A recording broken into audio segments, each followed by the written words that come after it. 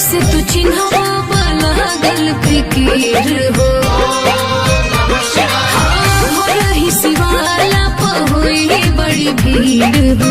कैसे तू चिन्हवा लागल फिकीर हो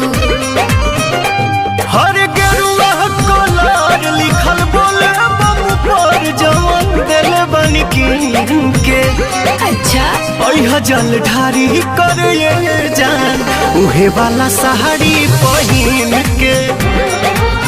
ओह जल ढारी कर ये जान उहे वाला साड़ी पहिन के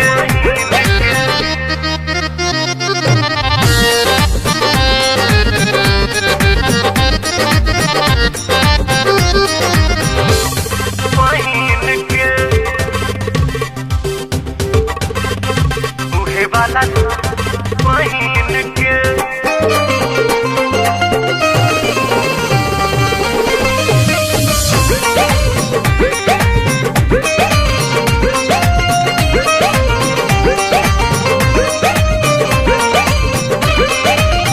गोर बड़ू गेरुआ कलर तोहमे खोली कहली हटी कर गरी चंदन के गोली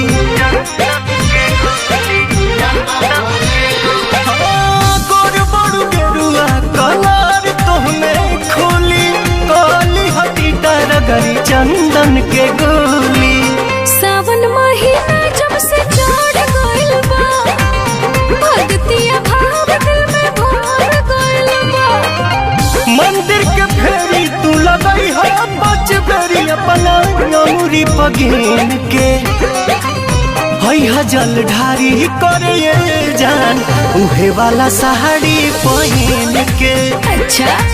है जल ढारी करे ये जान उहे वाला साड़ी पहिन के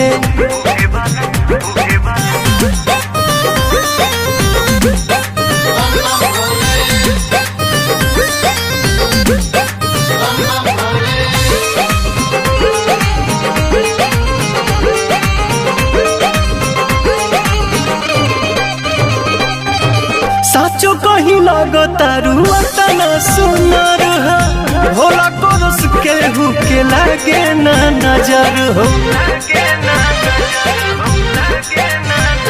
हाँ, साचो कहीं लगता रुआ तना सुनर हो बाबा कोरस के हु के लागे ना नजर हो तोहरे ला भूखल माने सावने सुमारी खुशबा पवन मन अरुण बिहारी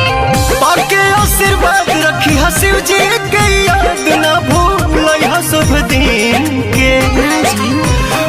जल ढारी करे ये जान उहे वाला साड़ी पहिन के ठीक बाजी जल ढारी करे ये जान उहे वाला साड़ी पहिन के